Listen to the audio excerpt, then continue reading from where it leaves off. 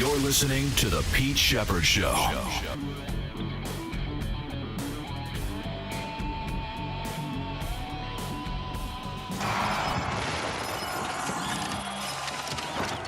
it's good to be back.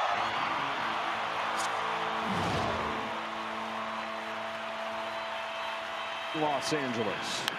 Freeman sends a fly ball to center field. Varsho's going back before the clock strikes me. Freeman has ended it. It's a repeat hero with the last word on a Game 3 classic.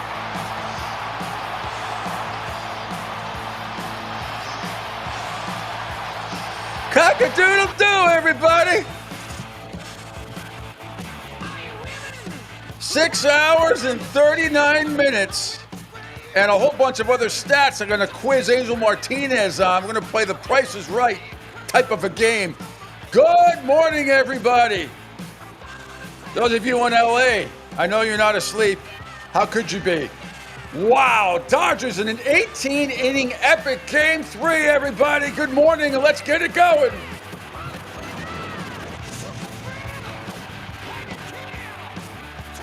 Holy sweet baby Jesus. That was something last night, wasn't it? I should say this morning. Game started at 8 o'clock, ended 6 hours and 39 minutes later. Epic performance.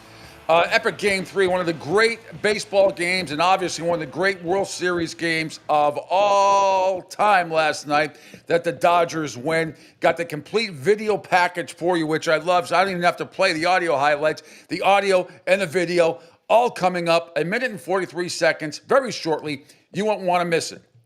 Man, oh man, 18-inning epic, 6 hour and 39-minute game, and Freddie Freeman with the walk-off. An incredible baseball game last night. Dodgers take a 2-1 lead. They beat Toronto 6-5. And they get to play again at 8 o'clock this evening. So in 12 hours, 12 and a half hours or so, actually 13 hours, they'll be playing again. And I don't know who's left. I don't know who's going to be available, but unbelievable. Yeah, Spalding, get your foot off the boat. Yeah, I'll explain my situation in a second here. You'll find it fascinating because I'm nuts. Absolutely nuts. Other than baseball, we got some NFL news. Kansas City exploded in the second half last night with 21 unanswered points and beat the Washington Commanders last night as well on Monday Night Football, 28-7. Celtics finally get off the schneid and they win rather easily in New Orleans. They outscore the Pelicans without Zion, 31-4 in the final 9 minutes and 14 seconds of that one. Anthony Simons, outstanding with 25 points, and that one hit 6 threes. Of course, Angels Philadelphia 76ers won because Joel Embiid didn't play, and Tyrese Maxey went off of 43 points. Great win for the 76ers last night against Orlando, 136-124.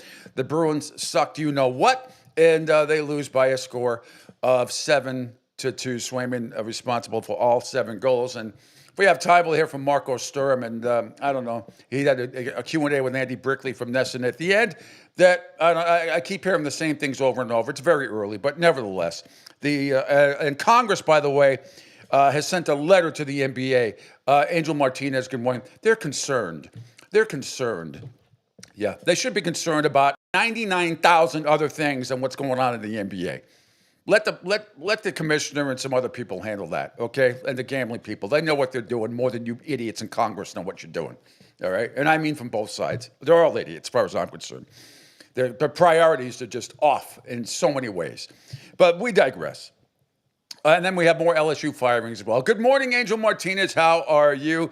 And before you answer, I do want to say congratulations to me and the lovely peanut gallery in the other room, Lady Elaine, 14-year anniversary today. And also want to send thoughts and prayers out to our brothers and sisters in Jamaica.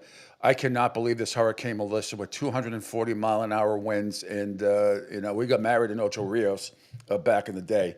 And so at the Rio. So Jamaica's always been, I've been there several times, always been a very, very special place for me. So thoughts and prayers to everybody over there. It is just, I can't believe what I saw this morning. 240-mile-an-hour winds in that eye, which is really, really unbelievable. It is going to miss us here in Florida. I'm sure the East Coast may get a little bit of surf from it, but here in Southwest Florida, And from Tampa all the way down where I am in Fort Myers, we had some thunderstorms last night. I'll tell you that lasted over an hour. Very interesting stuff. But anyway, we say good morning to Angel Martinez. Good morning, Angel. How are you?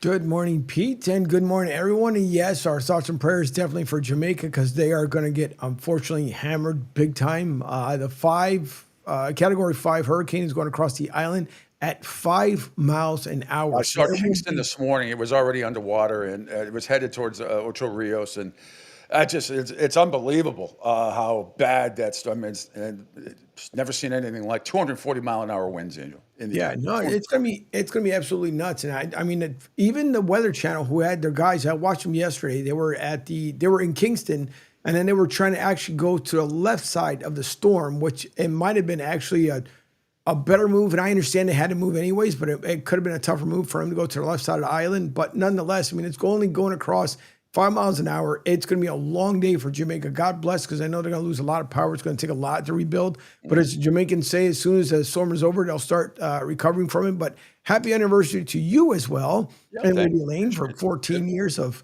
unconditional marriage, which is always a beautiful thing. And good morning also to those on Instagram and to Doc Riley. Hopefully Talking Hoops will be back soon. Along with saying that is because I'm a part-time Sixers fan. Going forward, when Embiid doesn't play, I'll root for the Sixers. When Embiid plays, I'll root for Orlando Magic.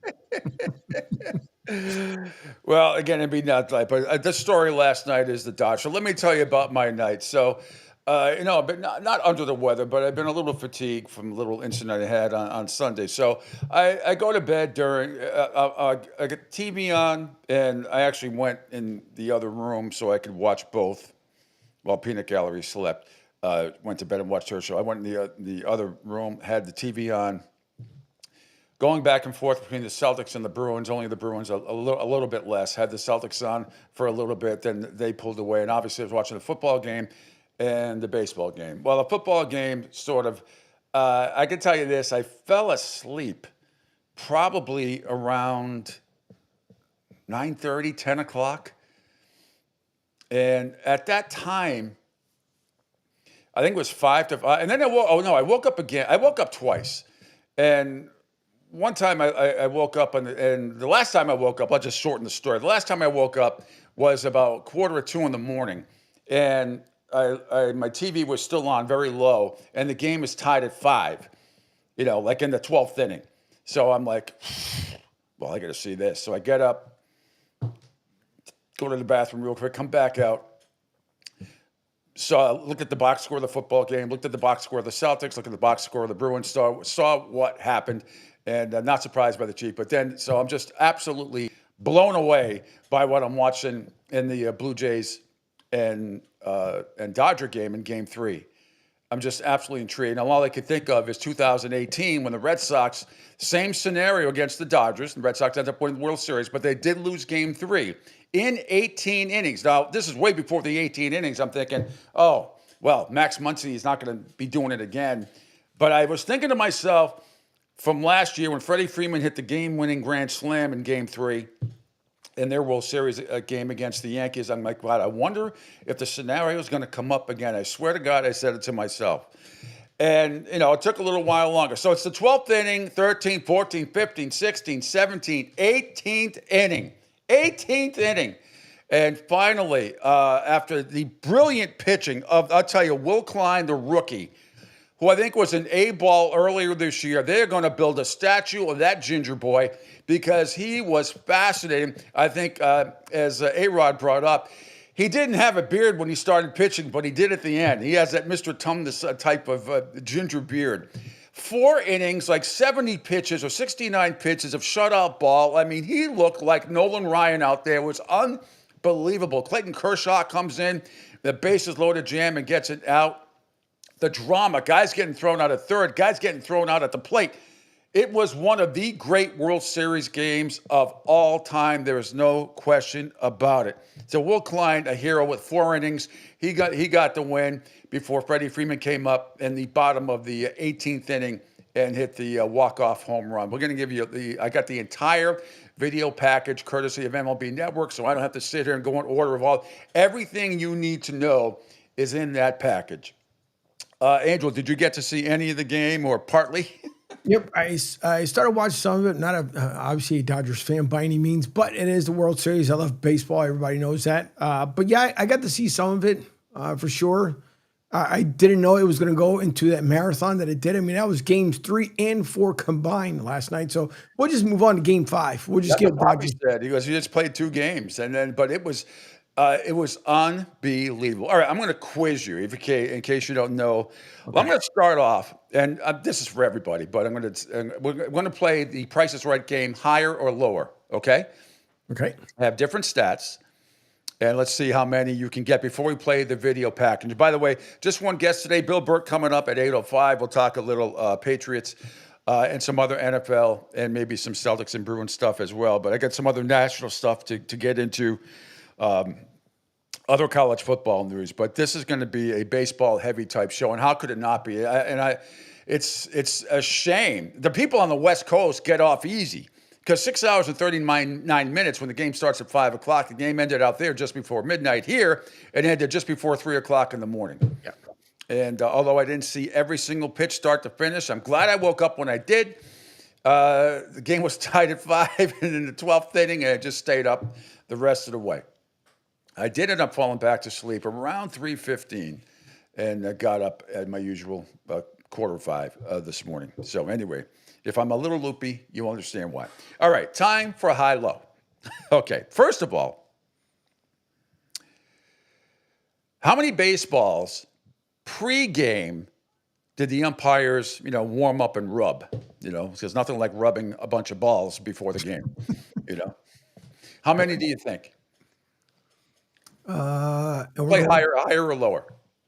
I'm going to go with. I'll go with lower. Depending Well, no, you got to give me a number, and I'll say higher or lower. All right, so that's right. All right, let's go with I'm going with 150. What? 150. Higher. 300. Lower. 265. Higher. 270. Higher. 271. Higher. 280. Higher. 290. Yes. Holy crap. Now, they started off with 290 balls that were rubbed baseball style. And I believe they ended up using, out of the 290, they could run out of base. I was thinking this. So they used about 230 of the 290 balls in the game. Unbelievable. 230. All right. I don't have to do higher or lower for how many innings because we know we're in 18. Okay. Next up. How many combined pitchers last night? How many combined pitchers between the Blue Jays and the Dodgers last night? Go. 21. Lower. 17. Higher. 18. Higher. 19. 19 pitchers used last night in that game. Couple more. How many combined pitches were thrown by those 19 pitchers last night? Go. Good Lord. 2,500? No, lower. 1,000? Lower. 500. Higher. 600. Higher. 650. Lower. 630. Lower. 620. Lower. 610. Lower. 600. Higher. 601. Higher. 02. Higher. 03. Higher. 04. Higher. 05. Higher. 06. Higher.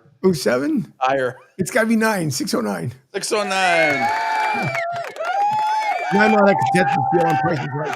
So we have 18 innings picked, 609 pitches, 19 pitchers, 290 balls, about 230 of them used in the game last night. And finally, how many men combined for the Dodgers and Blue Jays were left on base last night? Go. Cool crap. That was a lot, too. I'm going to go with 41. Lower. 35. Higher. 37. Yes.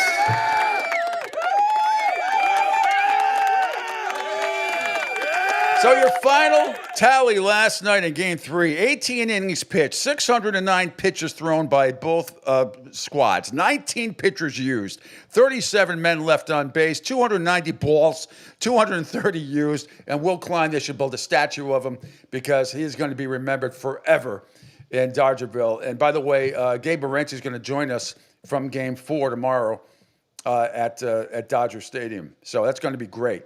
Gabe Morency is going to join us tomorrow. Is there anybody available today to pitch? Well, I mean, Yamamoto was warming up last night. He was coming in for the Dodgers on 1 day's rest. He called. They were talking about it in between the 16th and 17th inning that there was a phone call made to Dave Roberts from the bullpen. He's like, I can go. I'm going to go. And he was going to go on 1 day's rest. Unbelievable. He was the next one coming in. And of course, the Blue Jays, they probably were going to have to go to a position player. They're out of time. And it was just an amazing game last night. And right now, I might as well just get to it right now. Angel Martinez, right under the show. This is, right under the show. In case you missed it, and the audio and video is right here. Here, one of the greatest of all time. It's 1 minute and 43 seconds. Here is every highlight that you need to see and hear. And by the way, before you play it, and thanks for checking out the Pete Sheppard Show here on the Coastal Sports Digital Network. Follow me on Twitter, X at PShep326, on YouTube, Rumble, Kick, CSD in Florida, LinkedIn, Instagram. The Odyssey app is coming back, and SR1029 The Game, today or tomorrow? And you can text or call the show, 727-858-6650. All right. Here it is. In case you missed it this morning, like most of you did, I only missed a few innings, but I saw a few, slept through a few, but I saw the last 6, which was fantastic. Here's what happened last night at Chavez Ravine. Game 3, Dodgers hosting the Blue Jays, an epic battle. But it's a safer landing. Hernandez drills one, left field, forget about it. Dodgers strike first in a loud way.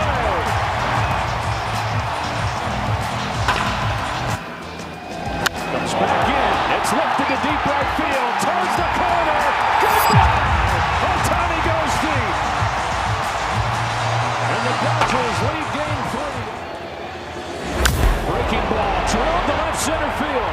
Pages going back, he's at the track, he's at the wall, and it's gone! Perkins changed Game 3 with a 3-1 shot.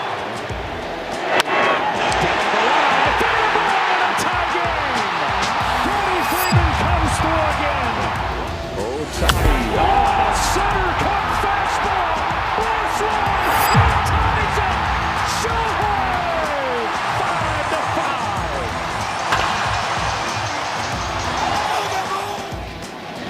Down the line, towards the corner, it's a fair ball. Schneider's headed home, relay for Maitland, he's out! Clayton Kershaw comes out of the Dodger bullpen. Kershaw tries one more time. Bouncing ball to second, Edman hurries, over the first time! Tommy Edman! 11:50 in Los Angeles. Furman sends a fly ball to center field. Varsho's going back before the catch strikes me. Freddie Freeman has ended it. It's a repeat hero with the last word on a Game 3 classic. Wow, unbelievable. Thanks to Fox last night. Great stuff from there. Absolutely unbelievable. Angel of Martinez. If we could scroll down a little bit. We got a few videos to play here on MLB Network. Let's get to, I just missed one. This is Game 3 hero Freddie Freeman joining MLB Network after the game. Right, there you go. All right. And here we go. Oh, come on. There we go. Freddie Freeman, congratulations. What's it like to hear 50,000 people screaming your name? Yeah, it's incredible. I think we talked earlier to see if we got some magic again coming back here in our first series. Yeah. This took a little bit longer than last year's World Series game, but this is incredible.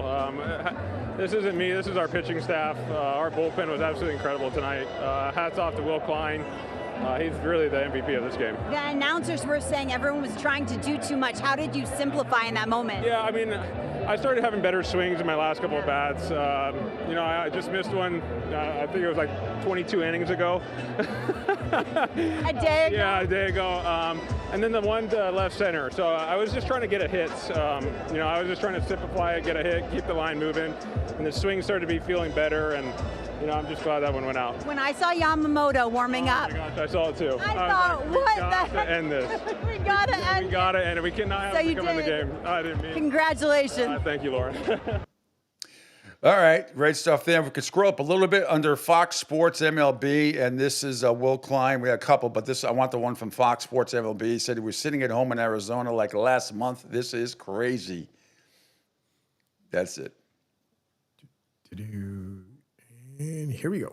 We're here with the hero, Will Klein. Will, what was it like inning after inning, just enduring through that game?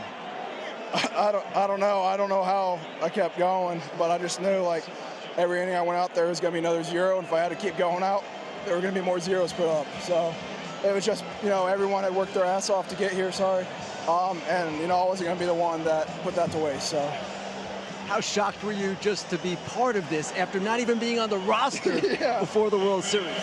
I mean, I was sitting at home in Arizona like the last month, like this is crazy just to get to go to Toronto and then be at it and then get to pitch even that first game.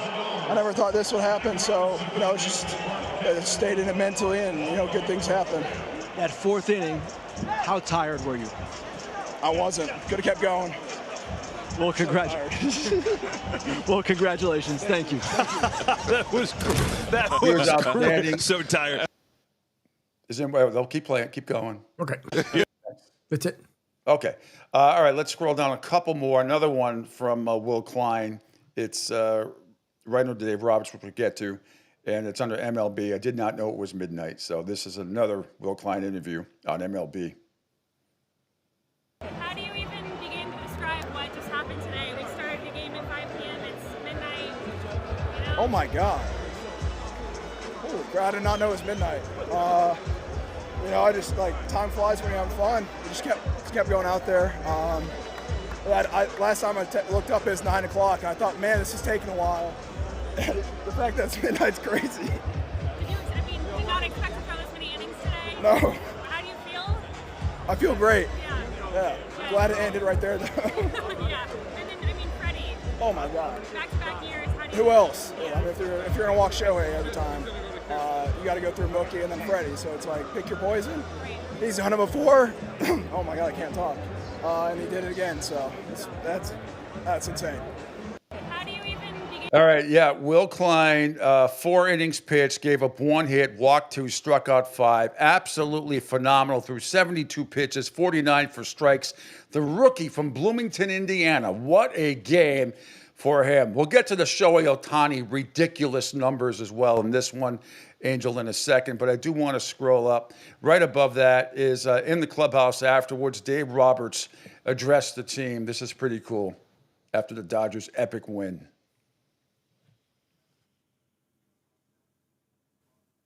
Hey, I just want to say, and I know I speak for every single person in this clubhouse, I've never been more proud of each one of you guys. From the guys playing, going way above whatever anyone has ever asked of you guys. Not one of you guys were phased, and every single one of you guys was pulling for your guys and believed in each other. And we've talked about it all the time. We're going to need every single buddy. This is just not rhetoric. This is just not talk.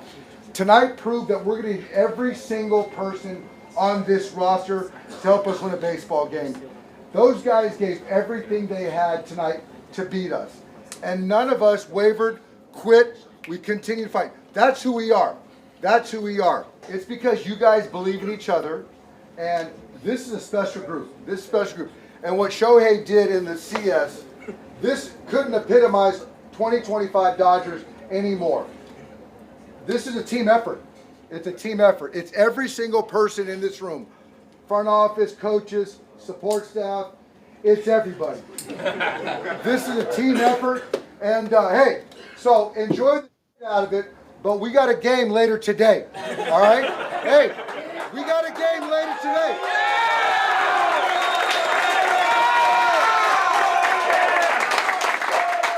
Hey, we got a game later today. Our starting pitcher was on base 9 times. That's right. Hey, leave it all out there. Be ready to go tomorrow. There's no letter. Yeah, I don't know who blurted that out, but yeah, Shohei Ohtani is going to start tonight. I don't know who the hell's going to start for the Blue Jays, I'll be honest with you. But Shohei Ohtani, a record-setting on base last night, Angel, 9 times. He was 4 for 4. He scored 3 runs. He had 3 RBI, and it was he was walked last night. He was, again, on base a record 9 times, including by intentional walk in 4 consecutive plate appearances, starting in the 9th inning, a 5th walk, which in the 17th, it was sort of a 4-pitch intentional walk right there, but gave him first base. And an amazing night. He had a couple of home runs with 4 extra base hits, 4 walks, on base a record 9 times, and he has to throw tonight, start for the Dodgers tonight, and he has to hit. Now, I can't imagine, as a fan, if I'm a Dodger fan, and I'm thinking about the players, by the time they get showered and dressed and head home, because it's probably going to be close to 1 o'clock in the morning, their time, West Coast time. By the time you get, settled and you're juiced and you got to grab something to eat, or there were some fruit plates being served in the dugout. For those of you who stayed up and watched, like after the 14th inning, they were showing fruit plates constantly in the dugout. Joe Buck saying how much he loved pineapple, which is a shame. Worst fruit on the planet. But other than that, there was a watermelon on there, and they just said there was some exotic fruits standing up to the press box that he didn't know what they were. Could have helped him out with that. Anyway, but I can't imagine being juiced up as a player. Maybe you fall asleep around 4 o'clock in the morning West Coast time. Maybe after that type of game, and you got to get to the ballpark. The game is at 8:05. I would imagine many of those guys, if they get 8 hours sleep, are going to get up 1, 2 o'clock in the afternoon and get dressed and head right to the ballpark. Probably be there some 3, 4 hours before the game to get ready. And Shohei Ohtani tonight, I can't wait to see what he does. He's got to start and he's got to hit. And everybody on that team has got to be absolutely, completely exhausted. It was an amazing performance, Angel. It really was. Listen, I would have slept in the clubhouse. I would have just told Dave, listen, I'm just going to crash here. Don't worry about it. Because you got to figure you also have the traffic out there in California, which never stops. So you're right as far as the timeline going home. But this is also the reason why you love baseball. You cannot be a fan of baseball. And again, I'm not a Dodgers fan. I hope the Blue Jays come back, but it's going to be tough for them.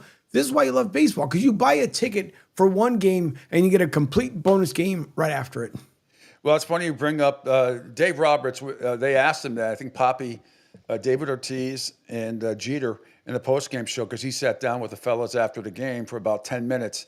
And they asked him that, if he was going to sleep at the stadium. And he said, nope. He said, I vowed I would never do that. He said, it may take a while. He said, but I'm going to go sleep at home. He said, because it does have a nice little suite there with a bed. It's not it's got a nice little suite, but he offered it to the guys on Fox. He goes, you can sleep up in the suite if you want. He said, but I'm going to go home. He said, I don't do that. So that was pretty cool. Because I'm thinking the same thing, but I mean, you might, and that's you're right. You take into account traffic and all of that stuff, and maybe it wouldn't be horrible, but there weren't a lot of empty seats. I watched the last 6 innings, the 12th to the 18th, and I'm telling you, there were not a lot of empty seats in that place at all. Still, and why would you? You're paying, and I saw a lot of little kids in the front row with phones and everything. Not little kid, but I mean, it's just like 10 and 11, 12-year-olds sitting there with phones in the front row on a school night. And it's an experience they'll never forget. Don't get me wrong. And times have changed. I can't imagine being allowed to stay up at 11:30. Although when I was 8 years old in 1975, I did sneak downstairs in Game 6 of the Red Sox Reds, and to the back room, the library, as my dad had. He wasn't in. He was in the big family room, which was on the other side of the house at the time. So I turned on the game, and it was 12:03 in the morning, I think, Eastern time, when Fisk hit the home run off of Pat Darcy And Red Sox went on to win Game 6. I went crazy. My dad comes running. He's like, "What are you doing up?" And then picked me up and swung me around. Of course, I couldn't sleep. But anyway. I thought you were going to make a beeline upstairs before. Oh, Nah, boys. no. Jerry in Rhode Island says, "Good morning, guys. One question. Why are they giving Ohtani anything to swing at?" Well, I don't think you're going. Well, I mean, it's early on in the game. It's early on. But from the seventh inning on, they didn't. And I don't think, I think you're going to see him walk many times. But if he's leading off or whatever he is, in the first inning, you got to. Somebody Nashua was bringing up, well, the St. Louis Cardinals tried to do the same thing to David Ortiz in 2013, and he buried him every time. I mean, they couldn't get him out. I think when the situation arises, when they need to walk him, they're going to walk him. But if there's nobody on base, and it's fairly early in the game, I think they are going to pitch to him. But I know what they said after the game last night. You walked 5 times. The 5th one was in the 17th inning. So Schneider said after the game, trying to find it, he said, was asked if the strategy to walk him will extend to the rest of the series. And he responded, quote unquote, yeah. So don't expect to see him on base, at least via hitting. Expect him to see on base via walking. He's like, so that's, he said, Schneider said he isn't worried about his team hanging their collective heads. He believes they'll be ready for Tuesday. Through the status of veteran George Springer is uncertain after he left Game 3 with discomfort on his right side. That was disturbing. He said they were in the right mindset and the right headspace the entire time. He said, it sucks that it's late right now. We got to come back and do it again tomorrow, but these guys are going to be more than ready. It's a resilient Blue Jay team, but for anybody, I don't care what level of baseball you're at, but in the majors, you got to wonder, Angel, the mindset of the Toronto Blue Jays between fatigue physically and mentally. And, of course, the Dodgers are in sort of the same boat. But you got to wonder how devastating a loss that is for the Blue Jays, because they did have some opportunities to win it, as did the Dodgers. And it's going to be really interesting to me early on, number one, to see how fatigued Shohei Ohtani is, how far he can go as a starter, because they probably want to get at least 4 innings out of him if he can. And then the mental state of the Blue Jays. And the other thing, both the Dodgers bullpens and the Blue Jays bullpen have been sort of scrutinized heading into this series, and they were both phenomenal on the whole last night. Absolutely brilliant, both sides. So obviously Will Klein was unbelievable, and the hard luck loser for the Blue Jays was Little, giving up the hit. And he actually pitched decent. It was just, what are you going to do? He was the last one, and there wasn't anybody else. They would have had to go on a position player, I believe Schneider said, if it went later in that game. And Yamamoto's warming up in the bullpen for the Dodgers on 1 day's rest. So, I mean, just absolutely unbelievable. All right. That was something. Going to take a quick break. And when we come back, we will go over Kansas City's win over Washington. We've got some NBA and hockey highlights as well. Some college football news to tell you about. And let me see. Before we go, do I have any other stuff I want to play from last night's game? No. Okay. All right. Phil Castanetti Sports World in Saugus, Mass. is the Wing's place to buy or sell the finest in sports memorabilia. For over 35 years, Sports World has offered the finest in sports collectibles. So head on down there to Phil Castanetti Sports World, 184 Broadway in Saugus. Call 781-233-7222 for more information. Sports World in Saugus, be there. And for the best articles and audio, there's only one source that provides everything you need 365 days a year to satisfy your sports crave. It's Total Sports Prep. Staff combing through the best articles and audio so you don't have to. Sports and non-sports kicker stories will leave you laughing all day long. To get your free trial of Total Sports Prep, contact them. info@sportsbroadcastingcoach.com. info@sportsbroadcastingcoach.com. Total Sports Prep, the name says it all. All right, we got a couple of video tributes paid nationally on the Pat McAfee Show and in the pregame show last night between the Chiefs and Washington regarding the Patriots that you don't want to miss, as well as a whole bunch of other NFL sound from around camp, including John Harbaugh on the status of Lamar Jackson, who looks like he's coming back to beat up on the Miami Dolphins on Thursday night.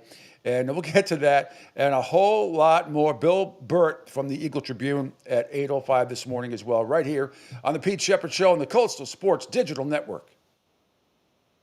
Hi, folks. This is Gerard Moynihan of Moynihan Lumber, and I would like you to know that our company has been selling Anderson windows for over 60 years. See the complete line of Anderson windows at any of our 3 locations in North Reading, Beverly, or in Plastown, New Hampshire, or at MoynihanLumber.com. Hey everybody, it's Pete Sheppard from the Coastal Sports Network. Want to tell you about my good friend Lou DiMuzio and his company. Lou is the president and founder of Ace Technology Advisors. They're big-time tech specialists. At ATA, they're able to craft, implement, and manage the best and most appropriate solution for your business. They leverage their industry-leading experience and their portfolio of technology partners to improve your best practices and infrastructure. So you can get a hold of them at 888-599-4223. That's 888-599-4223. Check them out on their webpage, www.acetechadvisors.com. That's www.acetechadvisors.com. Or you can email them, sales@acetechadvisors.com. Check out my friend Lou DiMuzio and Ace Technology Advisors. Right now, our country feels divided, but there's a place where people are coming together. I gotta tell you, I was nervous to talk to someone so different than me. Me too, but I'm glad we are. Love Has No Labels and One Small Step are helping people with different political views, beliefs, and life experiences come together through conversation, and it feels good. Wow, your story is so... interesting? Yeah. When people actually sit down, talk, and listen to one another, they can break down boundaries and connect as human beings. At lovehasnolabels.com/onesmallstep, you can listen to amazing, life-changing conversations and find simple tools to start a conversation of your own. I know one thing. This conversation gives me hope. It gives me a lot of hope, too. Take a step toward bringing our country and your community together by having the courage to start a conversation at lovehasnolabels.com/onesmallstep. A message from StoryCorps, Love Has No Labels, and the Ad Council. People do some pretty cool things in their 40s and 50s. Why should saving for retirement be any different? I mean, they go back to college, learn new instruments, start skateboarding. Whoa! Okay, maybe that one's not for everybody, but saving for retirement is. With aceyourretirement.org, you can get on track with your retirement savings no matter your age. Just have a 3-minute chat with Avo, the friendly digital retirement coach from AARP. You'll get personalized recommendations based on your input that are easy to understand and work with your lifestyle. It's quick, easy, and free. Plus, it's sponsored by AARP, so you know they got your back. Woohoo! Gnarly move, Dad. Thanks, sweetie. So wherever you are in your retirement savings journey, head to aceyourretirement.org and start chatting with Avo today. That's aceyourretirement.org. A message from AARP and the Ad Council. Adopt US Kids presents What to Expect When You're Expecting. A teenager. Learning the lingo. Today I'm going to help parents translate teen slang. Now, when a teen says something is on fleek, it's exactly like saying, that's rad. It simply means that something is awesome or cool. Another one is totes. It's exactly like saying, totally, just shorter. As in, I totes love going to the mall with Becca. Another word you might hear is jelly. Jelly is a shorter, better way to say jealous. As in, Chloe, I am like so jelly of your unicorn phone case. You don't have to speak teen to be a perfect parent. Thousands of teens in foster care will think you're, rad, just the same. To learn more, visit adoptuskids.org. A public service announcement brought to you by the U.S. Department of Health and Human Services, Adopt U.S. Kids, and the Ad Council. This is the story of a very special woman. In a matter of seconds, she turned herself into a great mathematician or an entrepreneur. Her knowledge was limitless and still is. She could also make monsters disappear, especially those that lurked in the shadows under the bed. Once, this woman put back together a teenage girl's broken heart, which had been shattered in 1,000 pieces, just by giving her a bear hug. She masqueraded as a regular person at work, but as a superhero at home. Everyone knows her as Gabriella. I still call her Mom. Your hero needs you now, and AARP is here to help. Find the care guides you need to help, complete with tips and resources at aarp.org/caregiving. A public service announcement brought to you by AARP and the Ad Council. Don't spaz out because your team lost. Let Pete do it for you. Now, back to the Pete Sheppard Show.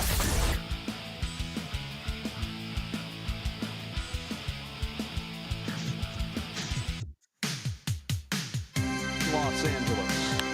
Freeman sends a fly ball to center field. Marshall's going back before the catch. Freeman has ended it. It's a repeat hero with the last one on a Game 3 classic.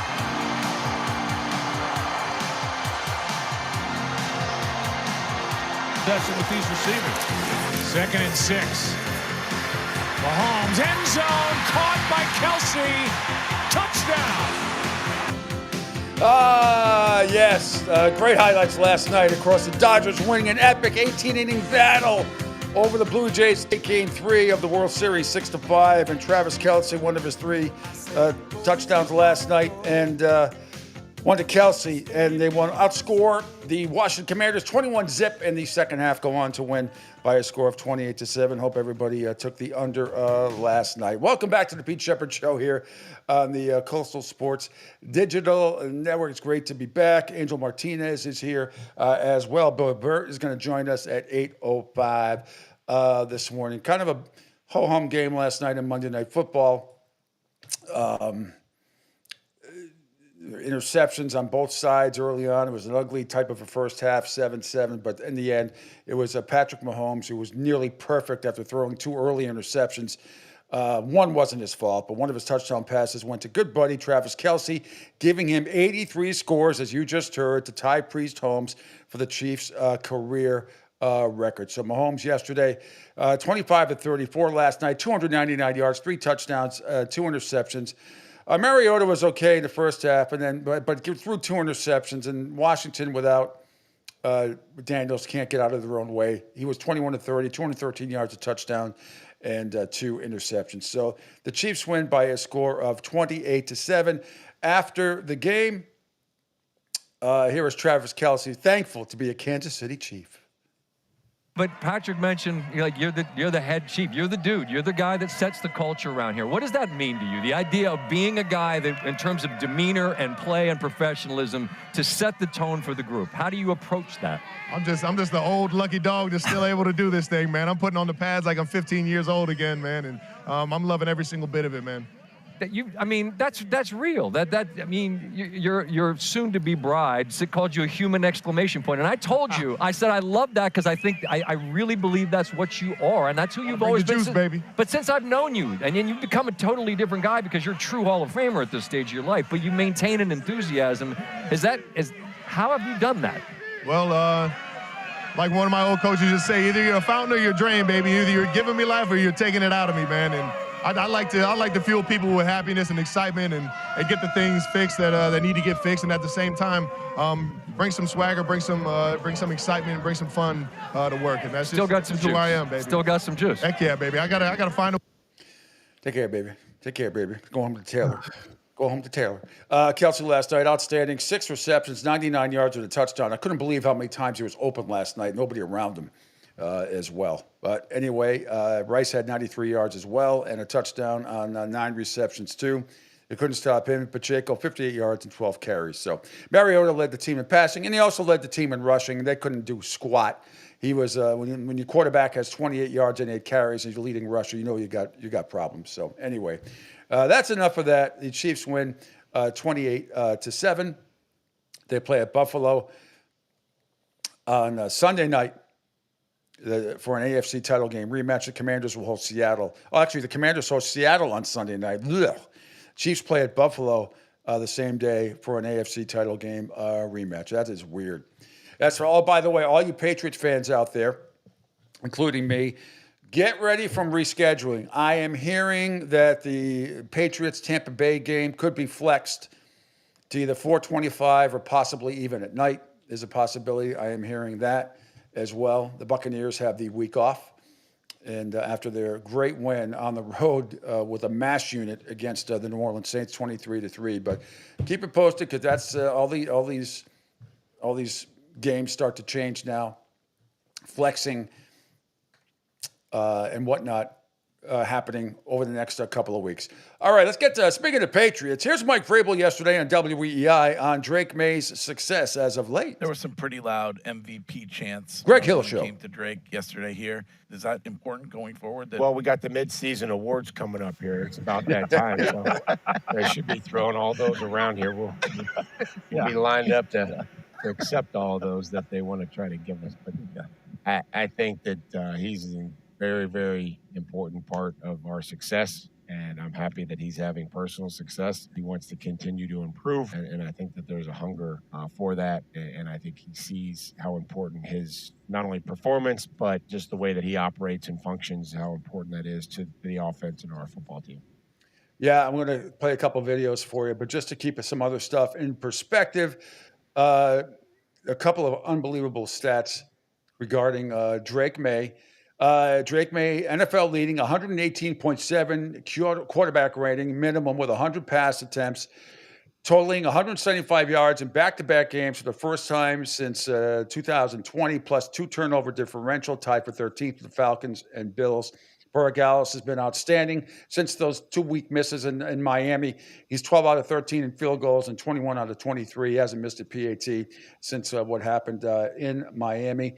And the other unbelievable stat that I saw, Drake May's deep ball, which means 20-plus air yards, not yaks, but 20-plus yards in the air, 13 of 17 this year, 76.5%, 5 touchdowns, no interceptions, 157.5 passer rating.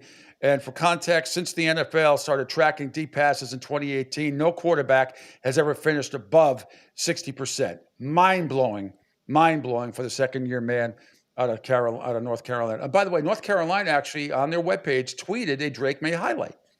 So they have been overruled. They've overruled Bill Belichick when it comes to that.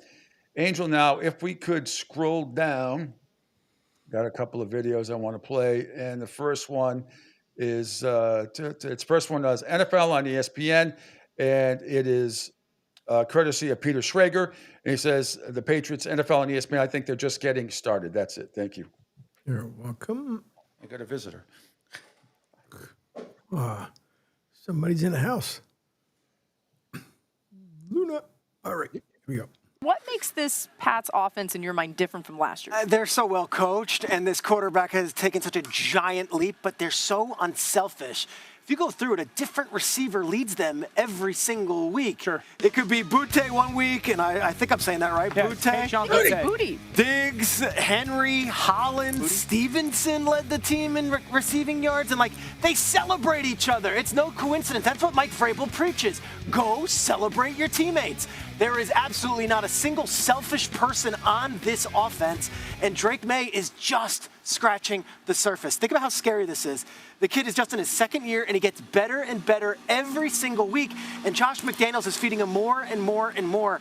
I think they're just getting started, which was the scariest part of this Patriots offense. Yeah, I'd say really fast. It is Kayshon Boutte. Is it Boutte? Yes. I say Butte. I felt like maybe it was used to have a little Cajun flavor to it, and he has corrected the record to say that it's Boutte. He was unreal at LSU early on in his career, so no surprise. All right, there's no question. But I've been talking about this for a couple of weeks about how unselfish the Patriots are. There's no bitching and moaning or kvetching or whining about who's going to get the ball, who's not going to get the ball, whatever. People were speculating maybe at the beginning of the season, including myself, that we were hoping Stephon Diggs wouldn't be that diva of a receiver, especially early on when he was getting the ball but only running like 5 and 10-yard outs. Now, I mean, it doesn't matter. It could be Hollins, it could be Booty, it could be Diggs, it could be Hunter Henry, it could be Mr. Hooper from Sesame Street, the other huge tight end that they have as well. Not to mention Ramondre Stevenson is running the ball with purpose now and protecting the ball. I know Travion Henderson fumbled at the end of the game, but he had a really good game. He was running the ball with purpose. So right now, they can clean up some things, but all the Pistons are firing pretty good. If we could scroll down 2 under that, Angel, yesterday on the Pat McAfee show, Darren Orlovsky and the boys, and Pat McAfee and the boys, AJ Hawks as well, talking about the Patriots and Drake May.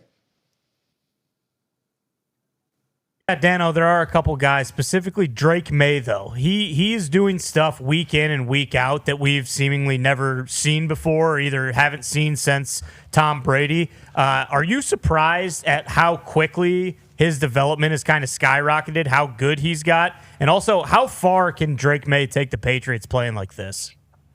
He could absolutely take them to a division title, and I'm not surprised by it. I called a couple of his games in college. He's a tremendous player, and I'm not surprised by it also because Josh McDaniels is freaking unreal. I fudging love what's going on in New England. Can't say that. Fudge, yeah, dude.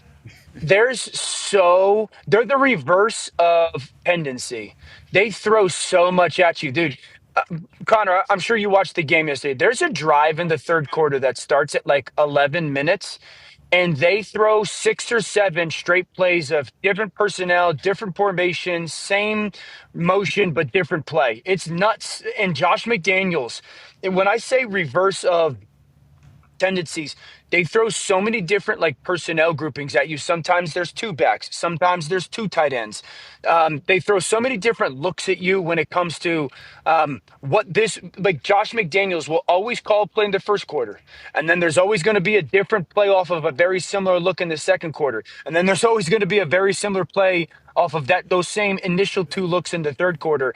Kayshon Boutte is a top 5 receiver in the NFL right now when it comes to touchdowns, when it comes to yards per catch. Whoa. That's insane how impressive that connection has been.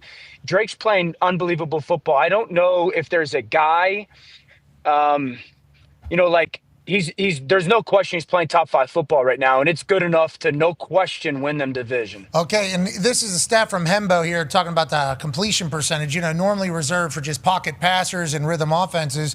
Look at the rush yards Drew Brees had, 25 of them whenever he was completing this. Jared Goff had 16 rush yards this far. Tom Brady had 25 rush yards. Cool. This guy's got 250 rush yards alongside a 75% completion percentage. So it's like what he's doing is exactly what he did in North Carolina. Yeah. North Carolina, he led the team in rushing, and he led it obviously in passing. No question. Great stuff. He's absolutely going to be in the MVP conversation, as is Daniel Jones, as is Taylor from the Colts. And I want somebody to look this up for me because I talked about this last week, Angel, is regarding Daniel Jones. I'm trying to remember the last time the same player won the NFL Comeback Player of the Year award and the MVP. And he's in the conversation right now, halfway through the season for both.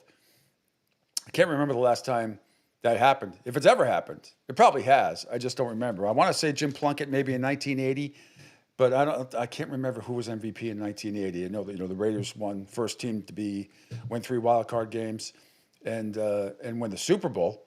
You know that over your Eagles. Sorry. Yeah, thank you. Appreciate it. Lester Hayes. Anyway. Haven't forgotten. Anyway, all right.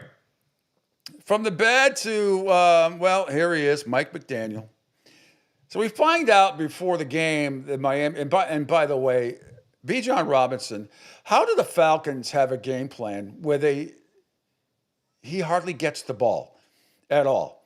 And now they're going to come to New England this week, and I'm sure the Patriots are going to be expecting Bijan Robinson because if Kirk Cousins is starting again, the Falcons are going to have no chance.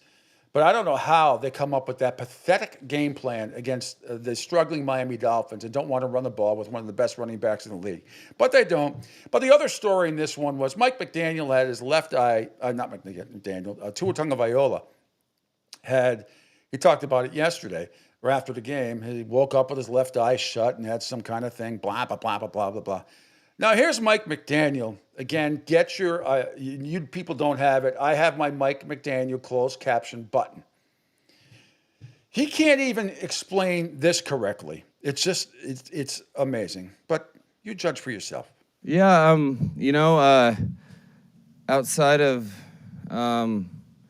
it really wasn't, it was a blip on my radar. I don't really, I guess it was an eye issue, I'd call it. What does that mean? He has a built-in Halloween costume for sure. Outside of that, I think, it's not really on my radar. There's medicines delivered by people that are responsible for that, and I'm assuming he'll have either no visor on or a visor on. He'll throw with his left hand. I know that much. Okay. That's the most. What the? What? That is the most asinine thing ever. You Period. can't explain that right. No. He woke up with a swollen eye. He had to wear a visor. I mean, oh my God. I'm at a loss. As usual, I am at a loss. I think they're going to get the doors blown off of them coming up Thursday night on a short leash. I think Lamar Jackson. In fact, let's go ahead. Go ahead, Angel, before I get to. I am convinced that Trevor is absolutely right. That comes on with us every week. That he said that just the owner just doesn't care. He just it's a joke of a team. It was, we figured Jacksonville for a little bit, Cleveland for the most part. Miami has run circles over Cleveland with the stupid nonsense that comes out of Mike McDaniels. No, look, I mean, the Falcons played against the Dolphins like Miami played against Cleveland 2 weeks ago. Here's John Harbaugh on Lamar Jackson's status for Thursday night's game. I feel very confident. Feel very confident about it, and would expect him to be out there Thursday night.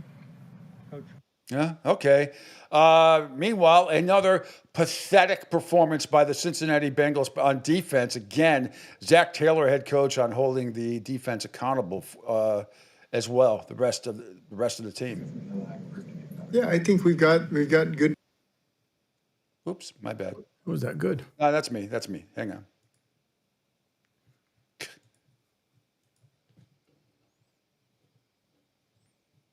That boy is good.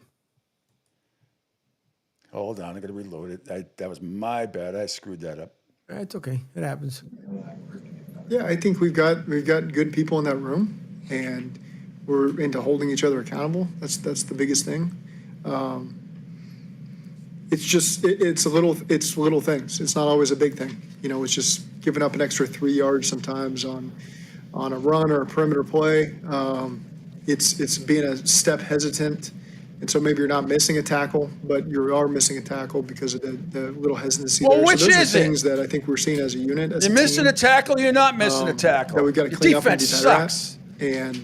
And there's not wholesale changes to be made with that stuff.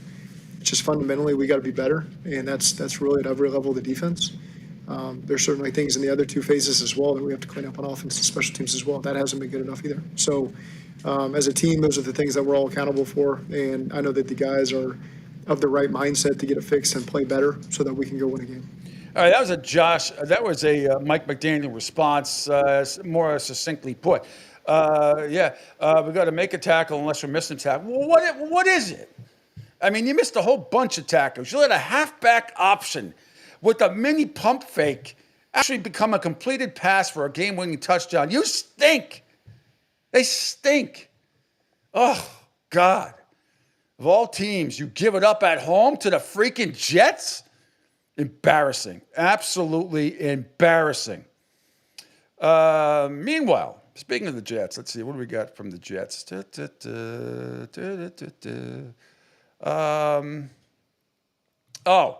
Speaking of that, here's Mason Taylor discussing the game-winning touchdown catch and Justin Fields' performance and Aaron Glenn's first win as head coach. This is some Sirius XM NFL radio. Mason, one of those plays at the end of the game was your touchdown catch on a trick play. how long you guys been working on that, and take us through that play as 50 Brees Hall years. throws you the pass. Yeah, we've been repping that for a while, and it's Yeah. good to get it off the call sheet in a great time like that. But I mean, we've repped it, we've trusted the play, and we've shown we could do it in practice, and we put it to use and executed the play. So I mean, it was awesome. Fall behind by 14, getting deeper into the game. How are you guys able to stay mentally tough, overcome that, and put things together to end up on the right side? Oh my Oh, just sticking together. I mean, that was the biggest thing. Sticking together, executing one play at a time, and that was the biggest thing for us. But yeah, we did that. And, our offensive line played a hell of a game. Justin, I mean, he's unbelievable. He's one of the strongest dudes I know mentally and physically, and he showed out. 500 yards offense is not easy to do in this league, especially on the road. He showed up and he led us as his team. Mason, we know your head coach is disciplined, but also emotional, and he's not afraid to show some of that out there on the field. We saw that in Tampa Bay, his excitement after the blocked field goal at one point. What did he have to say to you guys after the game and his first win as a head coach? As just family. I mean, we're sticking together through this storm. We dug ourselves into it. We know we had to dig ourselves out. We have a great team, and we have a tight locker room, and it's all about family. So we're excited. We're so happy for AG, and we're just getting back to work. We got to build off of it. We got to watch the film and make corrections and get back to it next week. Yeah. Okay. All right. I have no faith they'll make it 2 in a row. Denver head coach Sean Payton on getting contributions from his young players. When a guy has a play or has a game and he's young in our league and has success, and you can kind of see it propel him very quickly. So I do think it's important that the contributions are coming not just from the veteran players, but also the young players that we feel like are ready to play.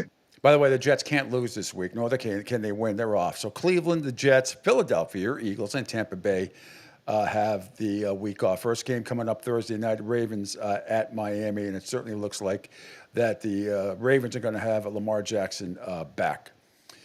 Thank God for that. Thank God for the Ravens, and bad news for the rest of the division, that awful division that the Steelers are leading temporarily anyway. Here's Detroit head coach Dan Campbell on getting the most production out of all his players.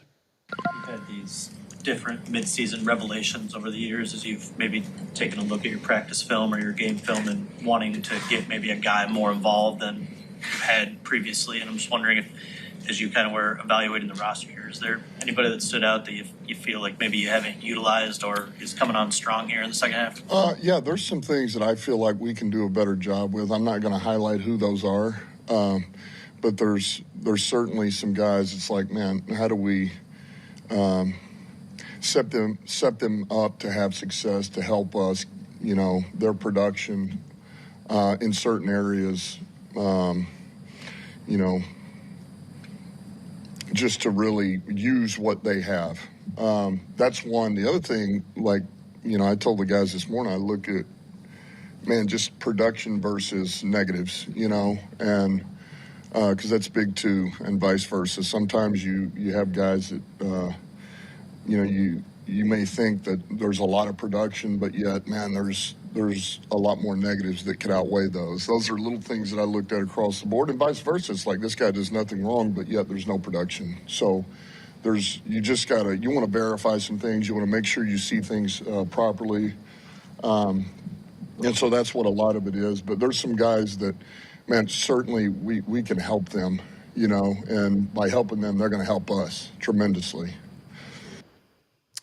All right, head coach Dan Campbell. They take on, they got the Vikings this weekend as well, I believe.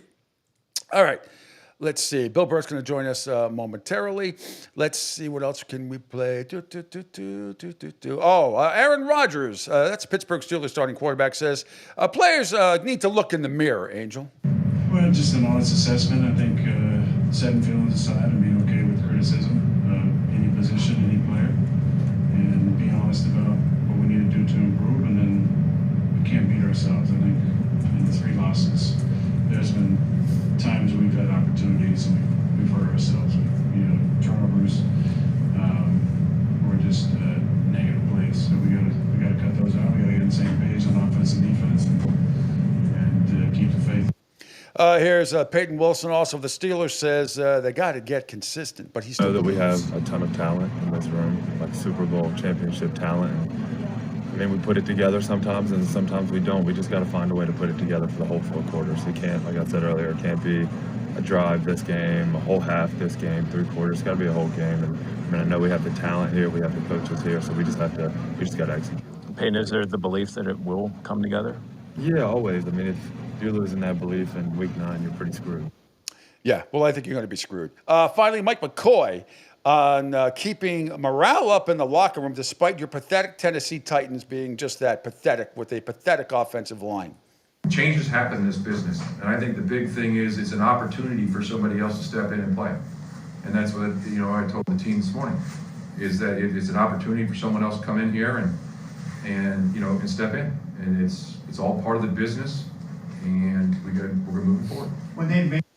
All righty, quickly, a couple NBA highlights for you as well. Celtics get off the schneid. They win their first game of the year. Ended up outscoring the New Orleans Pelicans 31-4 in the final 9 minutes and 14 seconds. Anthony Simons was outstanding. Nothing happening on this possession yet. Hauser sets the screen, frees up White, missed the 3. Offensive rebound. Simons, good touch around the basket. That's why you crash. You never know what's going to happen. What a play from D. White. Simons on a triple. There's Simons again. Money! What a shot from Anthony Simons. Man, he can get hot in a hurry. Past the midway point of the 4th. Hauser to the corner for Simons. He's got the hot hand. All righty, Celtics go on to win. Last night, there was Tyrese Maxey's show as well for the 76ers. 1:40 to go. Maxey.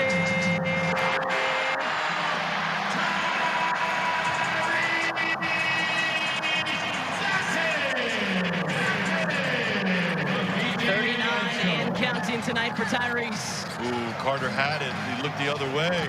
Suggs bricks it. Oubre grabs it. He looked over his left shoulder instead of his right shoulder. He had a clear path to the basket, did Carter. He already has one 40-point performance in our first 3 games. Make it 2. Second 40-point. Yes, easy win last night for the Philadelphia 76ers. Because, of course, they won because Joel Embiid didn't play. Yep. Resting is a little resty day, little load management there as well. Wemby continues to impress with San Antonio. Learn a lesson in victory. You don't want to learn a lesson here in defeat. Uh-oh. What a spin move by Wemby. I don't know how he doesn't get 50 and 25 every game, but San Antonio over Toronto 121-103. With the Spurs, I think, are undefeated at 4-0. OKC wins at Dallas 101-94. Utah in overtime over Phoenix 138-134 there. Denver over Minnesota 127-114. And in this one you had Draymond Green get a technical, blah, blah, blah. What's his name? Missed both free throws. And Draymond Green galloped down in front of him, made a fool out of himself, and thought that was really cool, acting like a petulant child, like some 10-year-old in a CYO game. Portland beat the stupid Lakers at 122-108. In the NHL last night, it was the Bruins scoring their first shot, courtesy of Morgan Geekie, but afterwards it was all Senators. To the goal line. Move back. Cousins will take it in. Sanderson with a shot. It's tipped in the slot. Tim Stützle with a magic wand. Yeah, 7-2 was the final. Ottawa won. There was only one other NHL game last night as well. It was the Penguins doubling up the St. Louis Blues. Friendly fire there. Comes down low to Crosby. Up top, one-timer. Carlson, redirection, score! All right, that's enough of that. And we'll see the Bruins. And maybe later after Bill Burt, I will play the little Q&A with Andy Brickley after with Marco Stern. But nevertheless, right now, let's welcome in the one and only for his weekly visit. It is Burt from the Eagle Tribune. Billy, we're big baseball fans as well. I fell asleep in the 7th inning. I woke up in the 12th and stayed up for the rest of the way up until about quarter of 3 in the morning. It was absolutely one of the greatest World Series games I have ever seen. Obviously, I don't know how you can deny it. 18 innings, 609 pitches, 19 pitchers, 37 men left on base. They rubbed, nothing like rubbing balls before the game, rubbed 290 balls before the game. And I think they used, I believe I saw 240, somewhere between 230 and 240 balls were used. But I don't know how much that you got to saw. I'm sure you've seen the highlights, but what an unbelievable game. Pete, I was up until 2 a.m. watching the game. You almost made it. I did. So it was the 15th. And, my wife's into baseball, but she went to bed. She had to go to work early in Boston. So she goes to bed at like 10. She's up for like 7 innings, and or whatever it was. And she goes to bed, and I go into bed, and she goes, "Okay, who won?" Now we have a semi-rooting interest. Ernie Clement, good friends with my son, played with him down the Cape. And, yeah, Ernie's a stud, absolute, utility, incredible player, bad, contact and whatever. I mean, so we have a little interest there, and I'm watching the game as a baseball fan. And Pete, you said it was. So I was in LA, Pete. I don't know if you were there too when the Red Sox lost on the walk-off homer to Max Muncy. No, I was not. I was out on my back deck with my buddy Dave while Lady Elaine and Dave's wife Marie had fallen asleep on the couch. We were out drinking and smoking cigars. That was That was 3 a.m. Pete, right? Yeah. This was almost as long. Mm-hmm.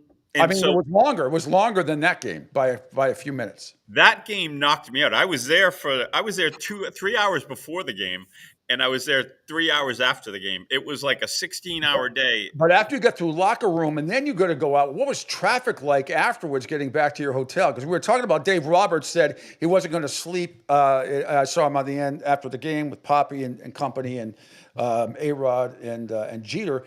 And they asked if he was going to sleep at the stadium. He said, no, I don't do that. But after all you had your interviews and everything else, and then you got to go back to the hotel. I mean, I can't even imagine what time that was. Yeah, so I don't even remember how. I don't remember that ride being well, but I do remember only sleeping 4 hours because I went back to the park the next day. And but what a game, Pete. Listen, people have argued, and 3 years ago, baseball's dead. Baseball's dead, and the best thing that happened, let's be honest, was the pitch clock. Now you don't even really notice it anymore because the games move so much better, but the game when you see the best of the best and you see the Dodgers are one of the greatest put together teams. I wrote a story about this earlier in the week that I give the Dodgers credit for all the money they've spent because they spent it wisely. They didn't just spend it like we could argue over the years the Red Sox going through this up and down, changing philosophies, winning 4 championships over that stretch, but what the Red Sox have done was different. They spent money like on David Price. They spent it. They reacted to losing a pitcher. Let's go sign some pitcher who's on there. The Dodgers didn't do that. All their signings, all their trades were great trades and great signings. Now, it's not easy to win. They should win this series, but it's not over yet. And look, if Toronto ever won last night, all Toronto wants to do is get the series back to Toronto. And they just need one win here in LA over the next 2 games. But that being said, I credit the Dodgers. I enjoy watching them play. I know I'm not saying you got to root for them, but I respect the way this team has been built. And we saw it last night. And Freddie Freeman was there for the Red Sox. I mean, Freddie Freeman's a winner. He was a winner in Atlanta. I thought they were going to get him, but they never really Pete. He was like 4th. He talked about this. Said the Red Sox never really went after him. And Yamamoto. I mean, come on. He's warming up last night, Billy. He was coming in. Yeah, he called the bullpen. You fell asleep, but in the 16th inning, they talked about it. They talked to Dave Wright and Ken Rosenthal on the sideline. Said, "Hey, Yamamoto just said I can work," and he starts warming up in the bullpen on 1 day's rest. Right, but he only pitched. Yeah, not only pitched. Right, 1 day's rest, complete game. Yeah, I get it. Listen, I'm just saying. Yeah. Right, exactly. But he was coming in if it went to the 19th. Pete, I was asleep. I don't know. I fell asleep. I go, it's going to end in the next inning. I told my wife that. I go, and I woke up, Pete, this morning. my wife was up out the door at 6 a.m. She's driving into Boston a couple days a week, and she didn't. She was going to shake me because I was supposed to help her with boxes to put in her car. When I went to bed, I go, "Hey, I'm out on the boxes." She goes, "Really?" I go, "I'm on. I'll have 4 hours sleep, and once I'm up, I can't go back to sleep." But that being said, Pete, great day, and I can't wait for tonight. I will watch tonight, and fascinating storylines. I mean, they got to get at least 4 out of Shohei. What is Shohei Ohtani's mindset going to be? He's got to pitch tonight, and he's got to hit. He was on base a record 9 times last night, going 4 for 4, a couple home runs, 4 extra base hits, 3 runs scored, and intentionally walked 5 times. And that, or not intentionally, but just about walked 5 times. I mean, on base a record 9 times, unbelievable. But what the mindset of him mentally and physically, and then what is going to be the mindset? I still don't know who's going to start for Toronto. They were about to go, if it went 19, Billy, last night, they were going to go to a position player. Did Bieber come in? No, because Bieber's pitching. Bieber did not come in. They did have him left, and he started to. It looked like he was going to warm up, but he's supposed to pitch. I guess he's supposed pitching to tonight. Yeah, he's pitching tonight. But that kid, Will Klein, the rookie from Bloomington, Indiana, that was doing nothing a few months ago, or an A-ball. I mean, the ginger beard, and I think A-Rod made a great comment. He said he didn't have a beard when he started. I mean, 4 innings of absolute brilliant relief. They had to build a statue of that guy. That was one of the great relief appearances in the history of the World Series. 4 innings like that of shutout ball. Absolutely, in that situation, absolutely amazing. Kershaw coming in with the bases loaded. And getting the one batter. I mean, there was Luke, he doesn't swing at that pitch. 2 pitches were below the zone. He swung above the zone. He swung at 3 balls. He could have walked. Pete, you mentioned that the reliever there saving the day and coming in out of nowhere. Well, Nate Eovaldi became a folk hero losing this game. In 2018, when he came in relief, they basically thanked him because he saved the bullpen. He pitched, I think, 5+, 6+ innings at 2 a.m., 3 a.m. And the series changed. Remember that was it wasn't. It's not. The Red Sox were up 2 games. They were up 2 games to right. The Dodgers won game 2. The Red Sox still up 2 games to 1. And then they won the next 2. Right. The Red Sox didn't react the wrong way to the loss after losing that Max Muncy walk up. And so my point is, Toronto's a tough team, man. I enjoy watching them. They never got that big hit. That's what they're noted for.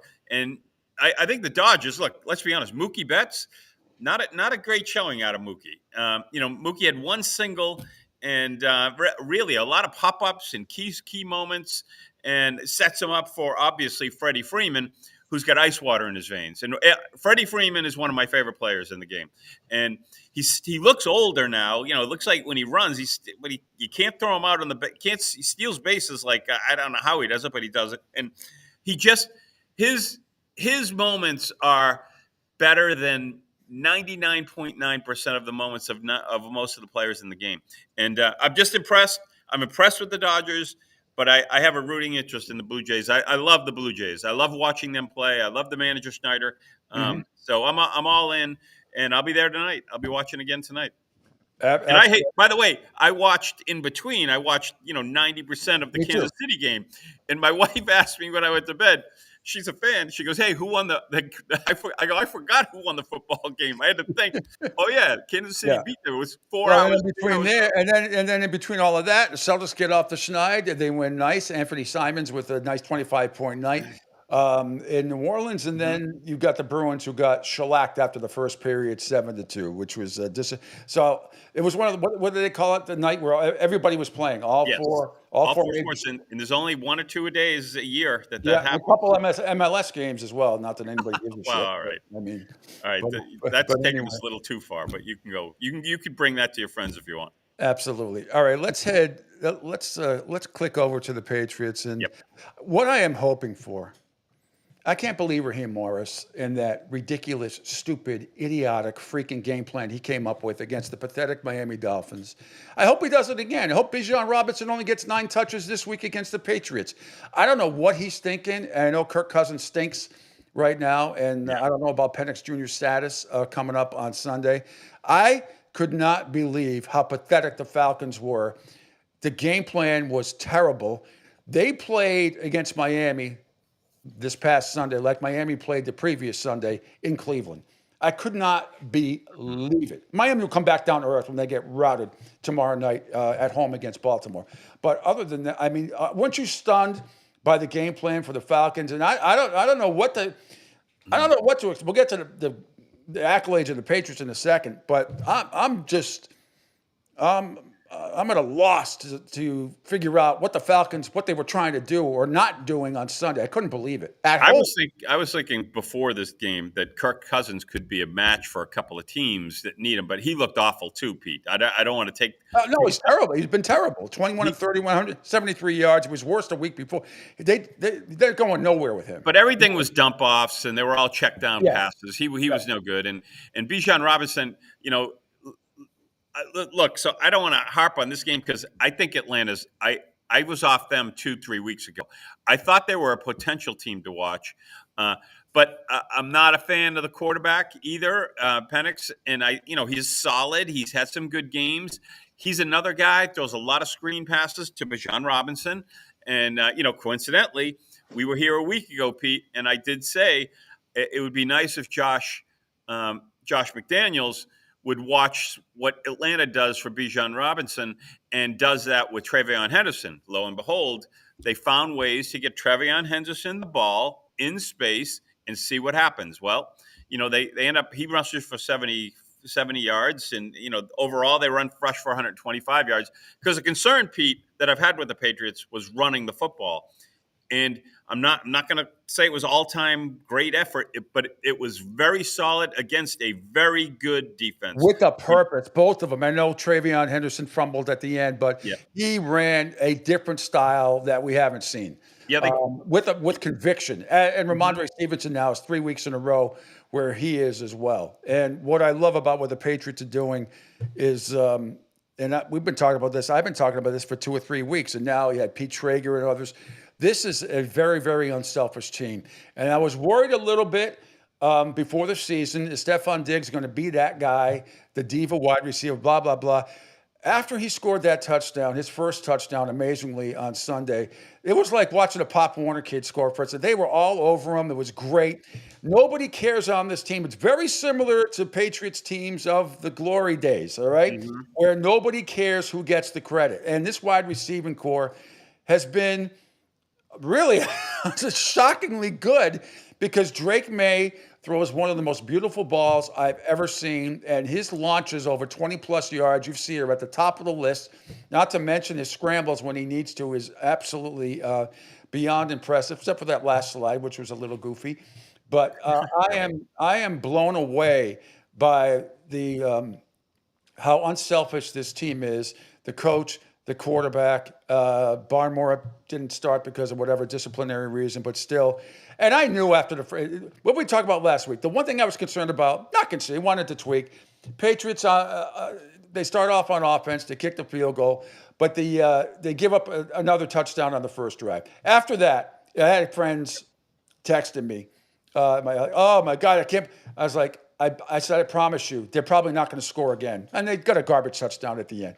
But other than that, really, they are they're playing some fantastic football. 6-2 at the halfway mark, blown away. Floor is yours. So, Pete, they had to win this game. Obviously, it was at home. I'm into what they're doing. These third quarter adjustments after halftime.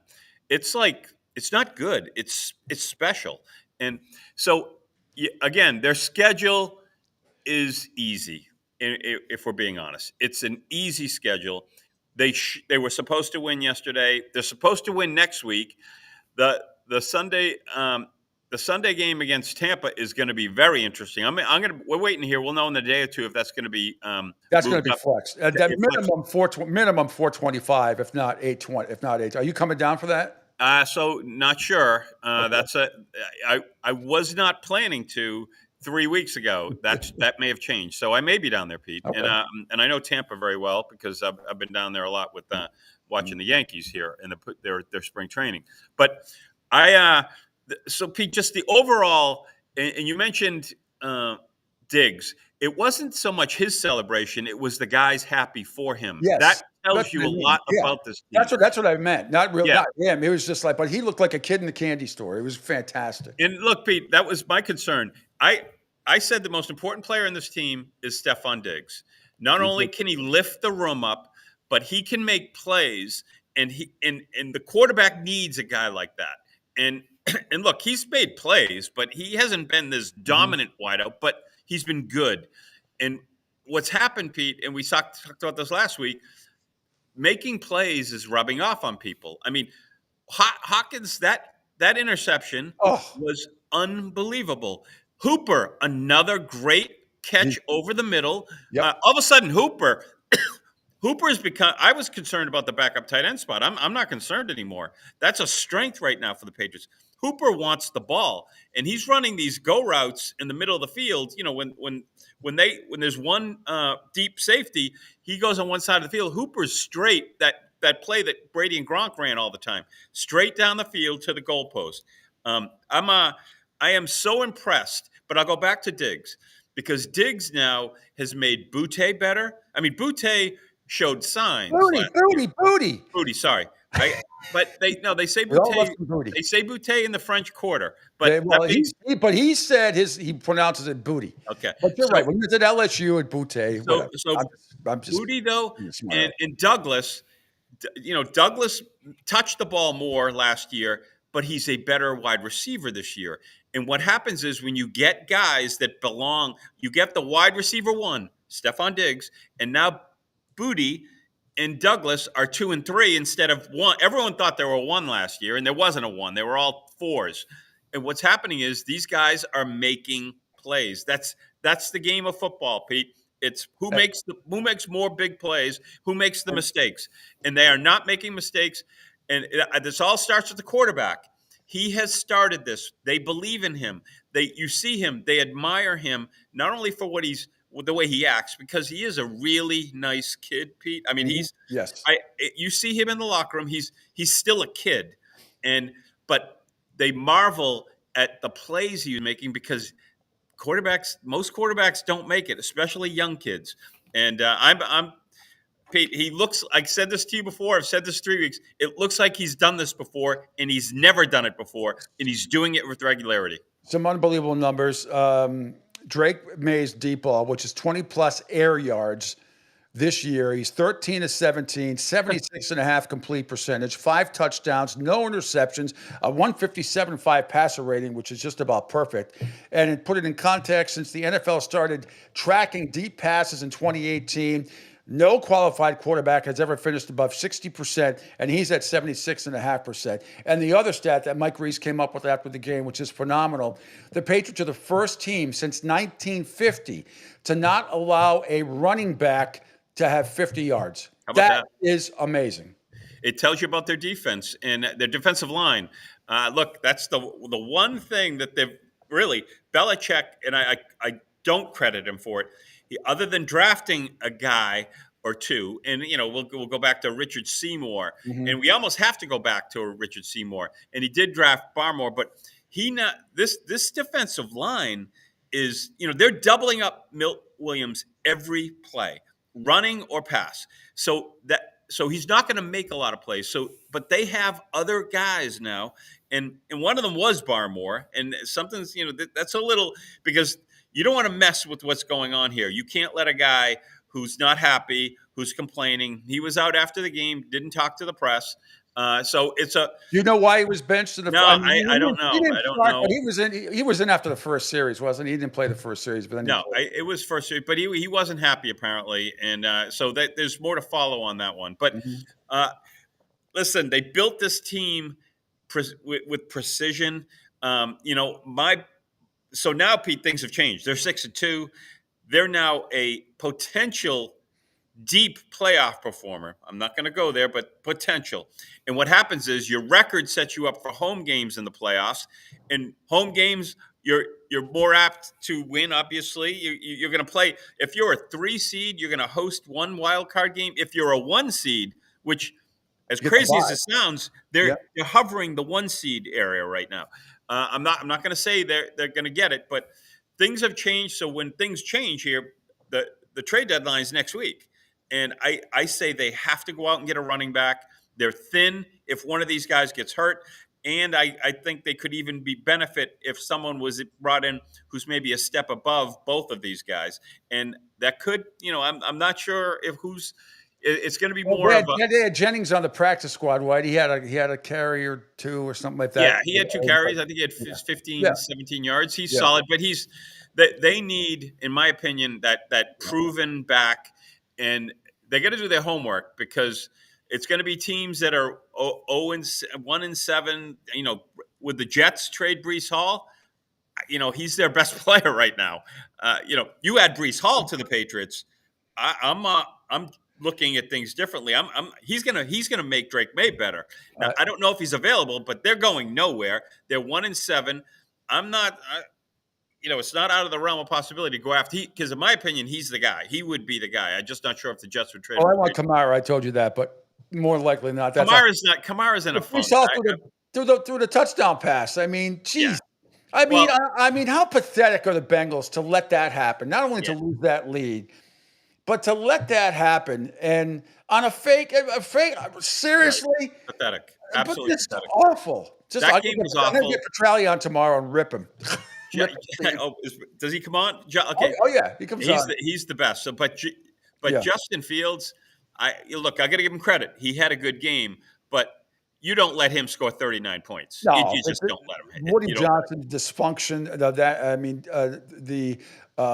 Alex Smith went off on him on college game, not college, on NFL Countdown on Sunday. Went off on how, and to Justin Fields' credit and the Jets, I mean, they just gave Woody Johnson the middle finger. I mean, what an absolute boob of an owner. Just absolutely pathetic to say what he said last week and stuff that we can say it, but you don't have the owner of the football team come out and say that.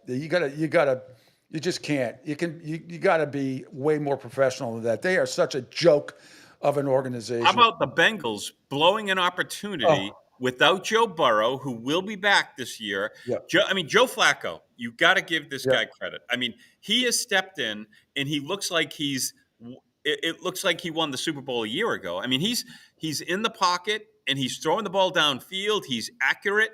I mean, 38 points. You got to win that game. That's the worst offense in the NFL.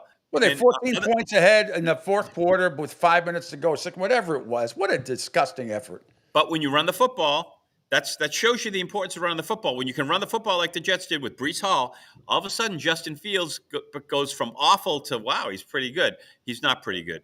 But that being said, very disappointing because the Bengals could have, if they could have found a way to, they could worm their way back into the division. That division has turned into a complete disaster. You got to watch out for the Ravens. With Lamar Jackson coming back Thursday night, and I think they're going to wallop the Dolphins. I do. I think he's going to come back and have a monster game. They might be in trouble for what happened last about the injury report. You've heard the reports about that. Pete, we're in the industry where we run into people that make bets. That's bad. You had a lot of people midweek, even on Friday, who are saying, "Okay, he's playing. It's fully," and I'm going to bet on I would never pick Chicago or I would always bet on Baltimore if I was betting Baltimore over Chicago. Now, Baltimore won the game anyway, but you're messing with people's money. You want to hear people complain? That's where death threats come from when their prop bets don't go through and they blame players for it. It's stupid. I'm not condoning that, obviously. I'm saying that's where the stupidness starts.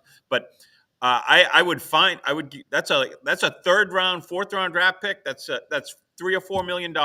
You don't do that right now, especially what happened with the NBA here. What's going on with them? Last week, I was driving into Boston when all that went down, and it's you don't. My point is, you don't do it. You don't mess with it. No. And I would find them greatly. But back to the football side of it, the Ravens are still a threat to win the Super Bowl. All they got to do is make the as well, get out of the first round. I mean, threat to win the Super Bowl. Look, if they stay with King Henry, but there's nobody, Pete. There's no one in the AFC. Other than that division stinks. I mean, Pittsburgh's not making the division. I don't think the Steelers are going to make the playoffs either. I think Baltimore can overtake them in that division. The Steelers what a fraudulent team they are. Yeah. I'm sorry that I picked the Steelers because Pete, I said after seeing them beat the Patriots, I mean, Patriots lost the turnover battle 5-1 and still should have won that game. Still should have won And at the end. I left that game saying the Steelers are just not, they're not a good football team. And they're not good. The quarterback is over the hill. And, he'll make a few passes off his back foot, but they are not a good football team. Their defense might be the worst. They might have the worst. Talk about worst defenses. That might be the worst defense in the NFL. So I think the Steelers are officially dead. Dallas is up there too. Dallas Who's might that? have the worst. Yeah, Dallas might have the worst defense. So, Pete, back to what we were talking about earlier about the Patriots. There's really there's no greatness. I mean, is Detroit the best team? Is Philadelphia the best team in the NFC? Who's the best team in the AFC? Look, Kansas City still scares me because of the quarterback. In my opinion, I think he's the second to Brady, if you ask me. But Buffalo, Buffalo's got some work to do here. They host Kansas City at 4:25 on Sunday, and those have always been good matchups. And usually the Bills have gotten the better of the Chiefs in the regular season, but that should be something. Should Kansas City win that game, and the Patriots, beat Atlanta, which they should, they have pretty good control over the division. And I thought it was interesting what you said. We all know about the schedule, and yes, they should. But I'll take you back to Tom Brady's Super Bowl year with the Buccaneers, and I think they were 7-5 at the time. They had some clunkers. They had a couple of clunkers, one against the Bears, I remember, and one against New Orleans, or maybe two against New Orleans. Yeah, there's two. They couldn't beat New Orleans. Their last 4 games, the end of the season, were against the dregs of the NFL at the time, and Brady shredded all of them. They clobbered all 4 teams. I remember Minnesota, Detroit, a couple other ones. I mean, they just buried them, and it gave them incredible momentum going into the postseason, all the way to winning the Super Bowl. And Patriots just they're kind of like that now. I mean, they have 2 tough games left at Tampa Bay, which will be tough, and home against the Bills. The rest of them they should win. Now I'm not going to be ultra fanboy because they still can't take anybody for granted, and nor should they, nor should anybody in the NFL. But technically, they really should only have 2 more losses per se, if they even have that, or 2 really tough games. They should win every one of the rest of their games. Tampa will be tough in Tampa, and Buffalo at home will be tough. Yes. The rest they should win. So, Pete, I'm going to say if they can protect the quarterback, and they've done that pretty well. Forget the 5 sacks. Honestly, those are 5 meaningless sacks, and I'm not saying that there's not a little issue there, but if you protect this quarterback and give him time, he is going to produce. It's a done deal. So I'm going to go when they play the Ravens, when they play, and I'm talking the playoffs, when they play the Bills, and they can protect him, he can beat any team in the AFC. And listen, I'm not going to go Super Bowl, Pete, but I'm riding your wave of they believe they are a good football team. And that's good because they are. And, and they're not beating the dregs, as you call them, by a field goal or 2 field goals.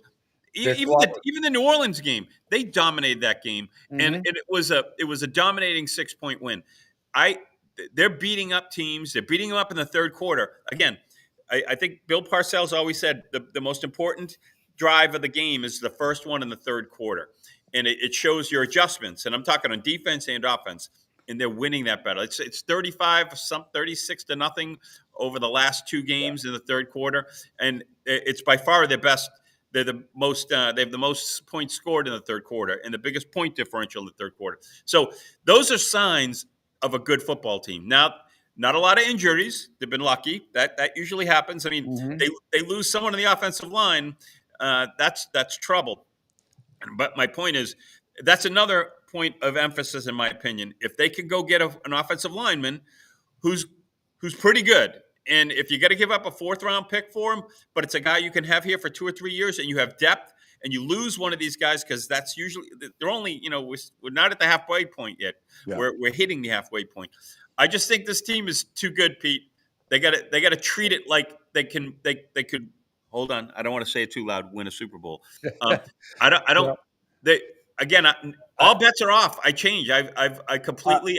I'll tell you this: I don't fear anybody. And Kansas City, okay, they're coming on for now. They're coming on for now, and I hated people counting them out when they started the season 0-2. I told people to be very careful because it sounds a lot like what people used to do with the Patriots all the time.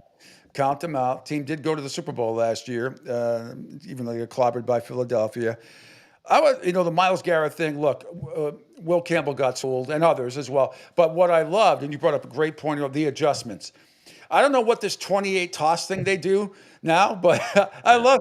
Nobody can stop it, No. And Josh McDaniel, the adjustments again, running away. There's two ways to attack guys like Myles Garrett or Crosby or another guy. You run right at him, or you run away from him. So they ran away from him a lot, and that kind of did the trick. And when they didn't, and when May stepped up in the pocket. Hey, watch your mouth. Yeah, when May stepped up in the pocket, every time he steps up, you're like, it's going to be at least 15, 20, 25, 30 yards. That pass to Booty, the touchdown, the 39-yarder was, God, he throws a beautiful ball. I mean, besides the Velcro catch that Pop Douglas made. That was amazing too. Yeah. But my God, every pass he throws is right on the money, right where it's supposed to be. He did get blinded by the interception he threw. He didn't see the line, but I get it. But speaking of other interceptions, how about Spillane? That guy he's going to be in the Pro Bowl this year if he keeps it up. He's a tackle machine. Machine. He can, and he's showing. Not many middle linebackers can cover the pass. It's not a strength. Those guys. It's going forward, stopping the run. He's a leader too. So I mean, that's why he was brought in. And obviously he had a history with Vrabel. And I'm all I could go through several guys in this team that have surprised me, but they've stepped up their game. So I'm Spillane. We could argue Carlton Davis hasn't been great, but has he given up many big plays? I know he's given up a couple, and we're being picky here. He's also got screwed on 2 or 3 horrific PI calls that he had nothing to do. By the way, how about on the special teams the other day when they called the Patriots for a face mask on the kickoff return? Meanwhile, what's his name is grabbing the Patriots. I'm like, it's running. It's awful. Clear as day. They don't call it. I want to go back to one other point you just made is Josh McDaniels. So his effect on Drake May, and it's forget the play calling, but the play calling's been great, obviously. But Drake May's patience and calmness in the pocket, I believe, emanates from Josh. I know they're showing a lot of Tom Brady film, not only early in his career, but also the 2007 season. Just the decision-making and looking for the mismatch before the play starts. That was Brady's forte, he walked to the line. He knew where the ball was going. Now, if it didn't go there, he knew the second spot it was going to go. And what Drake May is doing, because I believe of help he's gotten from Josh McDaniels, is when you buy that extra second in the pocket and just move a little bit, because Brady couldn't move, but Brady could move in the pocket. All of a sudden, guys are open. Give them time not to be open, but wide open. And then his accuracy, because that was a problem with Drake in college. He overthrows a lot. He's not always accurate on the short passes. Wrong. He's Pete, I can't be more impressed with this young man, but I believe Josh McDaniels has changed the course of his career. It was a great hire. I knew it was a great hire. And I just think this team, Doug Marrone, another great hire, offensive line. Yeah. I mean, this offensive line is basically a completely new line. 4 out of 5 players new. And guess what? Drake Mays, for the most part, gets a lot of clean pockets. And they're not running the ball the way they need to. But last week, against a very good run defense, they ran the ball better. That to me is a good not only that, and then people are going to have to, defensive coordinators who are playing the Patriots are going to have to start spying on Drake May, because when he takes off, I mean, and that's going to be good. I think some teams will try to do it, but that means other guys are going to be open. But Pete, the thing, I don't want him. I think you said it. I like when he escapes and runs. I think you have to be very judicious because he's not a slot. The 27-yarder was, the most obvious one, but he kind of. you find it kind of fell like a jelly donut, kind of like that. You That know? was funny. But it's just like those are the kind of plays I worry about. But he is very instinctive. I mean, he puts the ball. If he's running to the right, the ball's in his.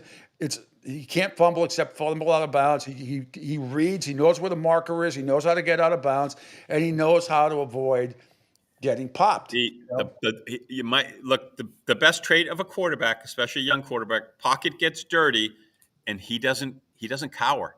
And he's not. I mean, he's gotten sacked a few times, and they've gotten sacked. In fact, they're in the upper tier of getting sacked, which is not a great. You don't want that stat. But for the most part, his pockets are pretty protective, and he's had to move around a little. But I can't say how impressed I am, how calm, cool, and collected he is. Can't say it.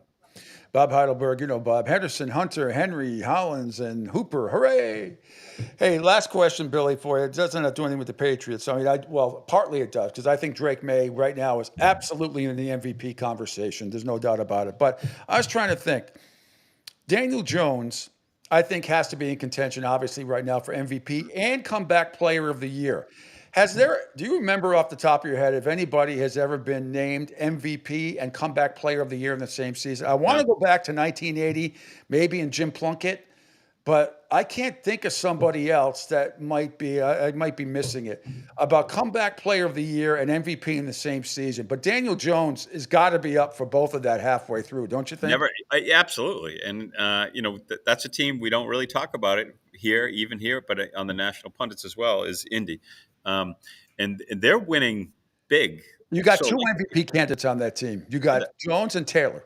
Taylor's been unstoppable. Taylor looks like Taylor from 4 years ago. Yep. So they're a scary team as well. So I'm impressed. I'm impressed with them. I'm getting booted here from this room here, so I got to get out soon. All right, buddy. I'll let but you all good. Where are you, Foxborough? I'm going to Foxborough tomorrow. Oh, okay. Where are you now? Your wife's booting you out? No, I'm good. No, I'm at work now. Oh, I got you. Okay. All right, my man. Thank you so much. What else you got going on? What do you want to plug? You got some other big stories coming up, and we'll talk to your colleague Hector Long. I'm going to focus now all on the Patriots, and I will be following the World Series the rest of the way. But in the Celtics, in fact, I am going to jump on the Celtics a little bit. So we'll see. It was a nice one last night, but from there, they're a 500 team, I believe, and that's okay. And they got a lot of growing pains going to happen this year. But I got a lot. Bruins, I thought were going to be what they are. I was surprised they won 3 in a row, and you follow them a lot closer than I do. Yeah. So they played really well against Colorado the other day, and that was a clunker last night. And but it's very early. Let's give them a chance. So let's wait another 10, 15 games, and we'll see where they're at. There's definitely a lot of growing pains with them. But Billy, you're the best. Talk to your colleague Hector Longo on Thursday. He's always fun, as long as his wife Sandra can get him on the air. He's a piece of work, man. So good luck with him. You guys you always have meshed since go back to the New Orleans days. So yes, yep. All right, my man. We'll talk soon, and we'll talk next week. Thanks so much. Always the best. All right, stay in touch. All right, Bill Burr getting booted out of his little cubicle at work. Angel Martinez is back. Angel, how you doing? Good. That was pretty funny. Somebody over there smacking his laptop, like, all right, beat it. You're out of here. But Bill, a lot of great insights from Bill. A ton of great insights.